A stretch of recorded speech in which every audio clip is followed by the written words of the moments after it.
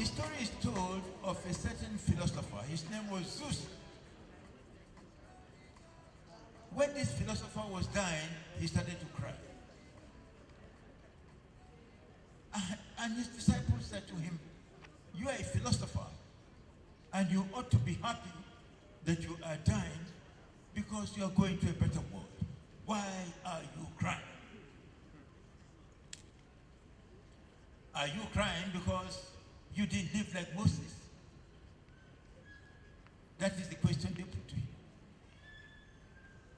He said, "No, that's not why I am crying. I am crying because I am afraid that when I go over to the other side, they are going to ask me why I was not myself, and what shall I say then?" Many of us here who have been in leadership must reckon with the fact that when we go over to the other side, questions are going to be put to us, and what shall we say? When we get over to the other side and they ask us, "How is the Niger Delta?" what shall we say?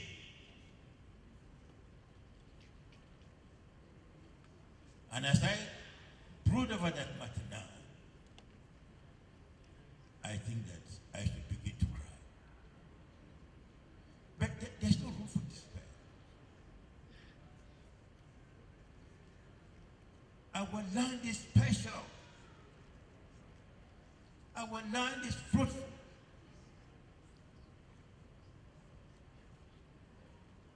And God cannot have given us such a special land without putting upon it a special people. So we are a special people.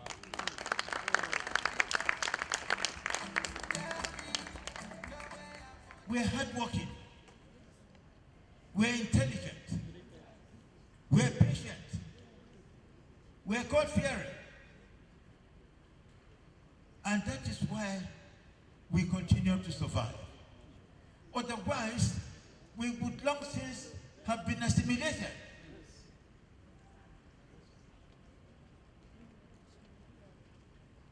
I want to pay tribute to our ancestors who bequeathed to us this great heritage. And I want to pray that we will cultivate the energy, the strength, the courage, the resilience to hold on to this heritage so that we can bequeath it to our descendants. Otherwise, and if we don't do that quickly, we will soon be strangers in this land.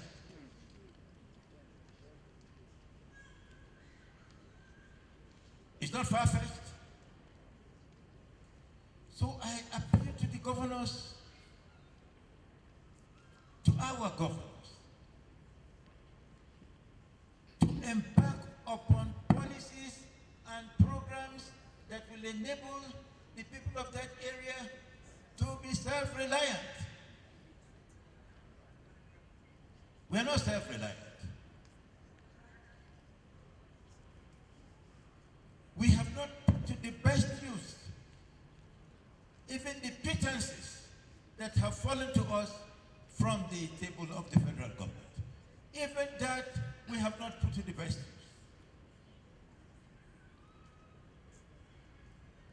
I was Attorney General when we started implementing 13% derivation.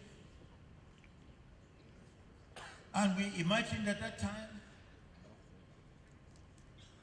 that 13% will make our land the paradise of this nation. But that has not happened. But I want to make an appeal to the President. The Constitution says that we should be given at least 13%. It can be more than 13%. It can be 15. It can be 16. It can be 18.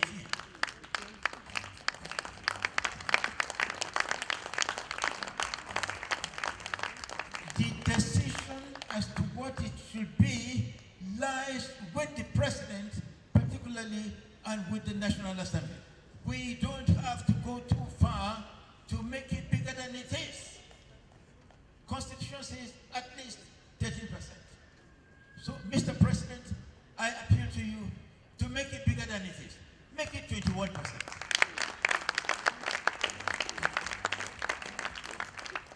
That area has been devastated, it has been ravaged.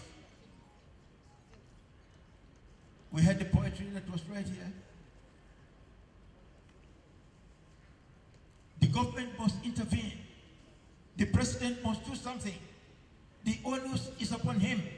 The Constitution has given him, has laid the foundation. At least 13%. Increase it. Why not? That area has nothing to show. I make the same appeal to the oil companies that are exploiting oil in that area. What has happened to their conscience? Let them do something there. Don't they see the devastation? Let me say this. We have a duty to succeed. The people of that area, we have a duty to succeed. And our responsibility in that regard is unqualified. No excuses are valid. The Lord is not going to accept our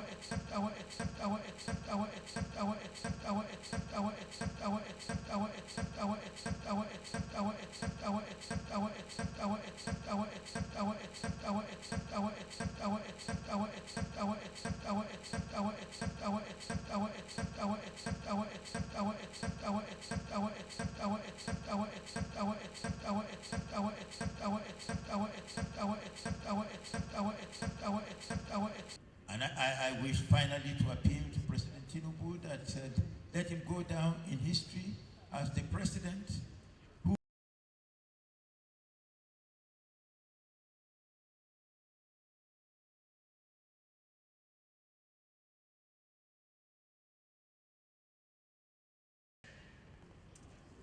and do something to redeem that area. I want to join you to go around to the governors, to the legislators, to the president, and say to them, come to the age of the Niger Delta. So far, our resources have not blessed us. Our resources have devastated the area. We should go to the oil companies and appeal to them to do something. May God bless you for taking up this mantle.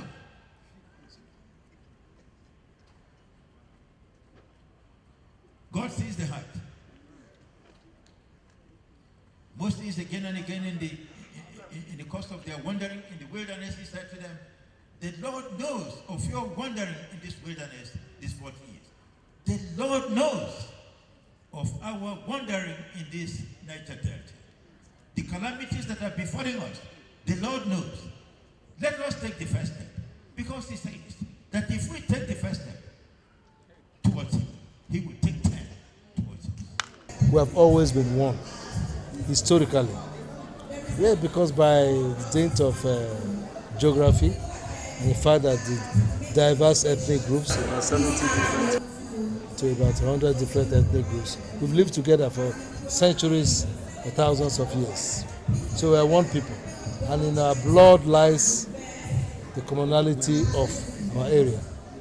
Two, because of the fact that we are together, the geographical circumstances of the environment around us have made us to experience the same problems. So we have lived together, the same problems, the same challenges, the same historical circumstances. Finally, is the fact that with colonial rule, pre-colonial rule, the advent of Europeans, the same experiences, because we're the first to have contact with the white men, the same challenges our fathers stood together. Jaja of Opobo, Nana of Shekiri, Koko of Nembe, Banachuka of Okrika, all of them. I don't know how they did it, but they were always in touch with each other. Of Varangwe of Benin, how they reacted to colonial rule and the challenge of their lands being overtaken. So the same kinds of reactions, and they also suffered exile, being exiled to strange lands in the Caribbean and different places. But in modern times, politically we have been together as one. Our fathers fought as part of the core movement, Calabar-Ogoja Rivers movement before independence, and as part of the Midwest movement immediately after independence. And then we later have the South-South People's Conference, South-South People's Consultative Body, and finally the South-South People's Assembly, and now we have the Pan-Niger Delta Forum. The same group of people, Edwin Clark, Depabriye, Tony Nauro, Udo Odoma, M.T. Mbu, Joseph Wires, and all these same people, Tony Aneni, they've all been together in this, Dennis Osadebe, Samo, and they've all worked together about Kenzua, and we're where we are. So we're very grateful that we have been together, and our fathers have told us to continue this battle. And on his dying bed, our father said, Clark in particular, told me, look, continue this effort. So we have branches in all the states of Niger Delta, but today we're inaugurating the FCT, which is outside the normal 6-state structure. And early in the year we're going to Lagos also. Because we have here in the FCT a lot of our people, retired former government officials, serving government officials, Senate President Sarson, President Jonathan, former President Sarson. We have a lot of retired, very top military men, judges, diplomats, and so on. So all of them are all automatically members of PANDEF by birth. And the FCT will work with all of them to be able to keep our people united together in this place and to continue to contribute to our development to this country, and also to, where necessary, advocate for the rights of our people. Since 1958, when the first barrels of oil left Nigeria, we have been producing what it takes to run the government, of the federal government and the states. From 12 states now we have 36 states. Every month we share money that comes from oil, mainly. So we're happy. We don't want to keep it to ourselves. We want to share with the rest of the country. But then what people don't know and maybe appreciate is the dirty aspect of oil production.